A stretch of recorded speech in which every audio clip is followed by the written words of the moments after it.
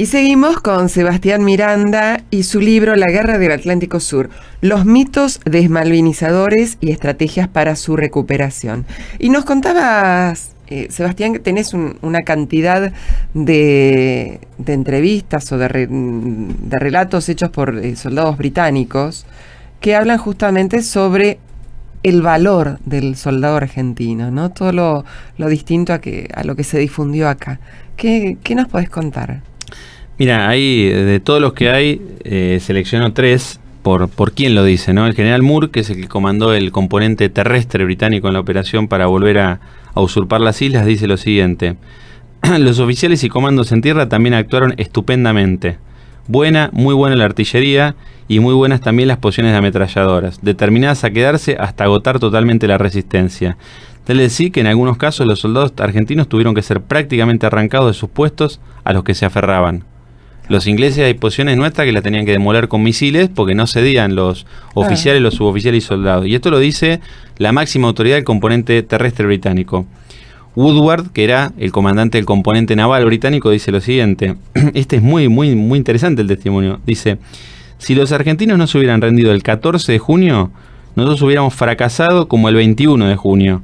Una semana después, estábamos agotados y los barcos estaban agotados y los sistemas de ingeniería estaban agotados y las armas estaban agotadas. Estábamos todos agotados como ellos, pero ellos se agotaron primero, la oposición, menos mal. O sea, está diciendo que estuvieron a una semana de perder la guerra. Claro, es que en realidad todas las noticias iban en contra de las fuerzas argentinas. O sea, si a alguien le decís, dale que podés ganar, le estás insuflando ánimos, pero si decís, no, vamos a perder, ¿quién iba a ganar a los británicos? Acá hay uno interesantísimo, que es el de Julian Thompson, que era el comandante de la 3ª Brigada de Comando, que dijo así: desde el comienzo mismo jamás tuve la menor duda de que los argentinos iban a pelear. Después de todo estaban solamente a 600 kilómetros de sus casas y habían estado allí 5 o 6 semanas. Tuvieron la oportunidad de reunir la cantidad adecuada de tropas y abastecimientos. De haber actuado mejor en forma conjunta, estoy completamente convencido de que podían haber ganado. Entonces, cuando nosotros nos encontramos estas visiones de comportamiento cobarde, ineficiencia, uno choca con los testimonios ingleses. Esto, a ver, no quiere decir tampoco que hay una enorme cantidad de cuestiones que hay que corregir, que la experiencia de Malvinas junto con otras experiencias nos tienen que ayudar a mejorar el desempeño de las Fuerzas Armadas. Tenemos acá cerca la Escuela de Guerra Conjunta, que nace para tratar de generar lo que dice Thompson. Claro. Thompson dice que faltó acción conjunta. Entonces, faltó la coordinación. En algunas áreas, como por ejemplo todo lo que fue la defensa antiaérea, fue muy efectiva, a tal punto que la pista de Puerto Argentino terminó funcionando hasta el final de la guerra. Sí. Operó hasta el final de la guerra, pero en otras no. Entonces, la guerra tuvo una enorme cantidad de errores, pero tuvo también una enorme cantidad de acierto. Y vuelvo a lo mismo, lo más importante que nosotros creo que tenemos que rescatar para el futuro son los actos de heroísmo. Conversábamos hace un rato un ejemplo como el de Baruso. Nosotros hablamos, le enseñamos a los chicos en el secundario el sargento Cabral, que es de alguna manera el modelo de suboficial, por la lealtad que salva la vida de San Martín. Baruso combate defendiendo a su oficial, el oficial queda herido, y él se le acaban las municiones y enfrenta a los soldados ingleses que están rodeándolo con un cuchillo. No tiene munición y saca un cuchillo. A tal punto que es un soldado británico el que le corre con la punta del fusil el cuchillo y le dice "The war is over" y lo saluda marcialmente. Reconoce ese hombre lo tenemos vivo entre nosotros. El valor es increíble. Ese es el capital que tenemos que nosotros aprovechar, porque eso genera una cantera de valores enormes. Más allá, excede, la gesta de Malvinas excede muchísimo lo que es la acción en Malvinas. Porque son esos valores los que van a construir una ciudad grande. Nosotros fuimos grandes a partir de los valores de San Martín, Belgrano, Güemes, por nombrar algunos personajes históricos. Malvinas nos dejó a Baruso, nos dejó a Carvalho, nos dejó a Esteves, a Silva, a Gómez Roca, el comandante del Alférez Sobral. Una imagen impresionante para nombrar a nuestra armada, también tan golpeada por la desmalvinización. Cuando uno ve la última imagen que hay tomada del crucero General Belgrano, uno ve 2 manchitas en la proa del barco. Son su comandante, el capitán fallecido ya, el capitán Bonzo, y un suboficial. El barco está a punto de hundirse. Y ellos son los últimos que quedan. Son los últimos que se van y deja el buque y se salva el capitán Bonzo, porque el suboficial dice: si usted no va a las balsas, yo tampoco voy. El último en abandonar el buque fue el capitán Bonzo. Entonces uno se encuentra nuestros aviadores navales, la infantería marina, el combate del BIM-5 con Vázquez, uno se encuentra cantidad, la epopeya del capitán Molteni. Es una cosa impresionante. Y eso, más allá de los valores, no excede los valores militares.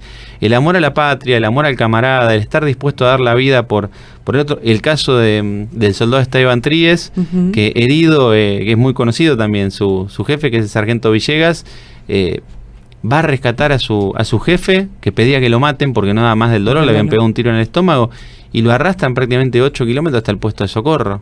Entonces, Malvinas es eso, es el amor a la patria, pero también hay algo maravilloso que es eso, es el compartir en el medio del hambre un turrón entre 5, 6, 7 personas, el ver un camarada herido y arriesgar la vida propia para ir a salvarlo. Eso es Malvinas, y esos valores no se ven en la sociedad de hoy en día, y eso es lo que tenemos que recuperar a partir de aquel ejemplo que nos dejaron los 649 caídos y nos han dejado mucho a nuestros veteranos. Eso es maravilloso. Nuestros héroes del siglo XX, y aparte, bueno, esto destaca, podríamos haber fallado en estrategia, en técnica, en la logística, en armamento, pero el gran valor que tenían las fuerzas y que sé que siguen teniendo es su personal, ¿sí? Porque estábamos combatiendo con la mayor fuerza del mundo. Con la Era OTAN. con la OTAN. Peleamos contra la OTAN. Exactamente. Y esto me hace acordar me da la imagen como que salimos con las boleadoras, con la flecha y la lanza, pero no importaba, salíamos a pelear por lo nuestro. Es que el soldado que es otra cosa importante, más allá de las decisiones políticas. A mí me impactó muchísimo lo que te contaba, el testimonio de la mujer del Comodoro Carvalho, que Carvalho era un hombre muy osado y que el comandante de su escuadrilla no lo podía parar a Carvalho, y la llama a la mujer para decirle a ver que lo convenza de tranquilizarlo, cuidarse un poco más. Y la mujer efectivamente lo llama, y lo que le dice es maravilloso. Esto lo cuenta Carvalho. La mujer le dice: tenemos nuestros hijos, no te preocupes que yo los voy a cuidar, pero vos hacés lo que tengas que hacer, pero déjame ir y darte un beso. Claro. Ese es un ejemplo. Las enfermeras que hemos tenido en Malvinas, esas madres que dejaron a sus hijos ir, esas esposas. Decíamos el caso de Julio Cao. Julio Cao, el maestro, ya había terminado servicio militar, estaba dado de baja, se presenta voluntario. La mujer con la que estaba en ese momento estaba embarazada. No conoce a su hija, que nace después de que él muere en Malvinas. Ese hombre fue voluntario.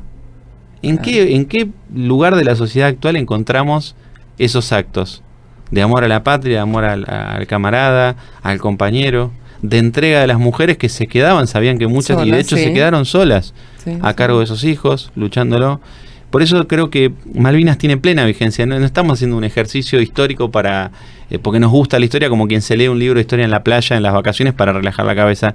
Estamos hablando de enseñanza que deja Malvinas. De enseñanzas que nos sirven para construir una Argentina libre de corrupción, con entrega, con amor a la patria, como decías vos recién, para darle los recursos que tienen que tener unas Fuerzas Armadas, que ahora uno lo ve en Salta, en las catástrofes naturales, en las inundaciones, tienen un personal excepcional, que se arriesga contra enfermedades, los problemas, todo, entrega absolutamente todo. Que va es el ejército, en este caso. Exactamente. Bueno, y ese personal tiene que tener los medios adecuados, porque el material humano, que es lo que no se puede reemplazar, uno pierde un camión, se puede reemplazar, pero no el material humano. No, para nada. Ahora, ese material humano hay que darle los elementos para esa función y para algo sagrado, que es la defensa de los recursos que son de todos los argentinos, el patrimonio nuestro. Sí. La Argentina, ¿cuánto está perdiendo por la explotación del petróleo, por la pesca ilegal?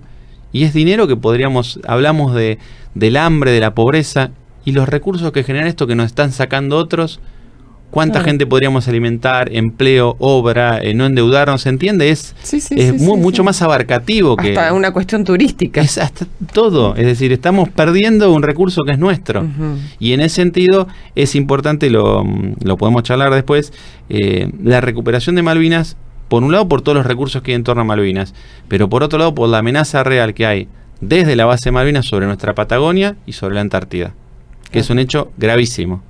Los británicos, no por nada están en Malvinas. Hay algo que les interesa y les es redituable la usurpación. Entonces, bueno, hay que tratar, combinando todos los elementos que tenemos a disposición, de lograr el objetivo, que es la recuperación.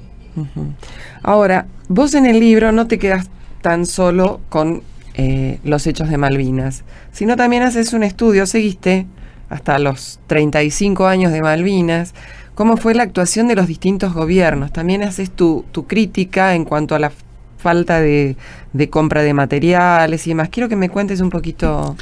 Bueno, ahí venía la parte de no quedarse en la crítica, sino tratar de generar una opción, decir, bueno, ¿cómo podemos hacer para algo tan complejo? Porque la realidad es que el objetivo nuestro, como decíamos antes, es recuperar Malvinas.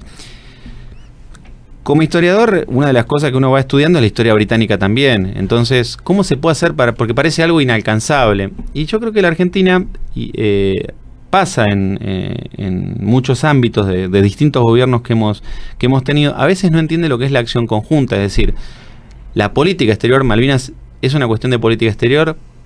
Sí, pero es también una cuestión de cultura, de política económica y es una cuestión de defensa. Y en los países avanzados, que uno ve el contraejemplo, los británicos son nuestros rivales, enemigos, como que se quiera llamar en esta cuestión, tienen una política exterior vinculada directamente a la defensa, a la cultura y a la economía. Y la Argentina le cuesta mucho vincular, exactamente, unirlas. Entonces, ¿Malvinas es una cuestión de la Cancillería? Sí, porque hay que hacer los reclamos ante Naciones Unidas, hay que ir a las batallas diplomáticas.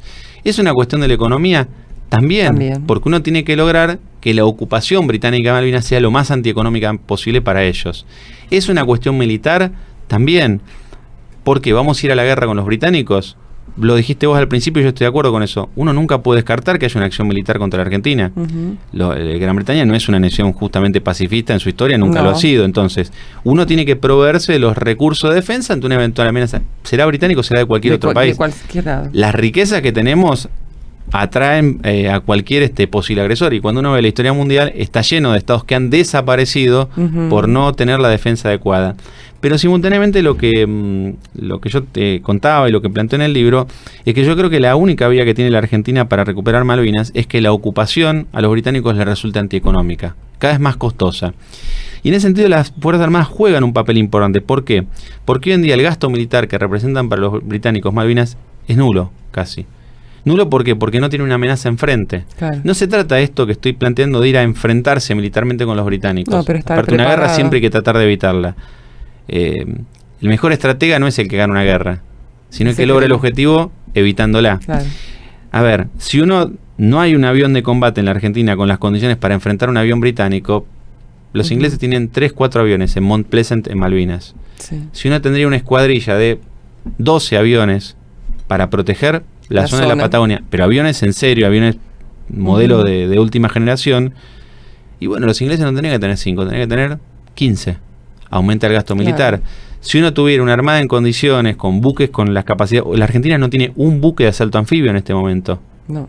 Si la Argentina tenía una marina para defender el Atlántico Sur, los británicos no tendrían que tener 1 o 2 buques de patrulla, tendrían que tener 10.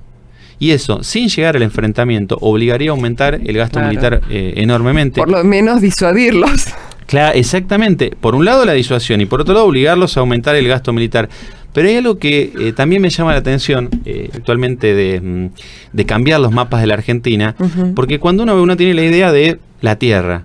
Sí. Ahora, en esos mapas, la plataforma continental, el mar argentino, la Antártida, la cantidad de espacio que tiene, y la Argentina, esto no lo digo yo, lo decía el almirante Storni, un gran visionario, no está teniendo en este momento una vocación oceánica, pese a que los recursos pesqueros te generan tanto dinero como el campo. Más que el campo todavía. Más que el campo. Uno todavía tiene la idea de granero del mundo, las vacas. Pero tenemos que pensar la cantidad de barcos coreanos, japoneses, chinos. Exactamente. Que están en nuestros... Cuando se construye, de hecho, la base empieza la construcción a fines del siglo XIX de la base naval de Puerto Belgrano. ¿Cuál es la idea?